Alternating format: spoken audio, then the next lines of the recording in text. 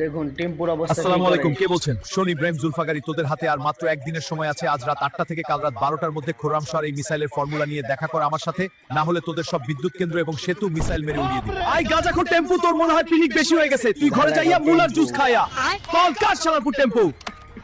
টেম্পু ভাই, আমাদের কাছে তো আর একটাও মিসাইল নাই, তাহলে আপনি মিসাইল কই থেকে মার? মালু বাবা একটু আছে, মালের মুখটা বন্ধ রাখতে পারছি।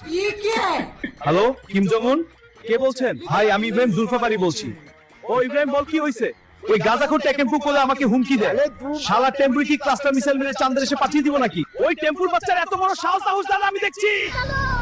টেম্পুর এখন টেম্পু, আমি মিসাইল আসছি। পিছন দিয়া। শালা টেম্পুর বাচ্চা, আজকে তোকে আমার হাত থেকে কেউ বাঁচাতে পারবে না। টেম্পুর বাচ্চা, তাড়াতাড়ি বের হো, আজকে তোর পিছন দিয়ে মিসাইল দিব আমি। ওই মালু দেখতো বাইরে কে চিল্লাচ্ছে। ভাই নিচে তো কিম জং উন। বাপরে পাগলা, এখানে আসলো কেন? গোয়া মারা গেছে আজকে। মালু তাড়াতাড়ি পালা।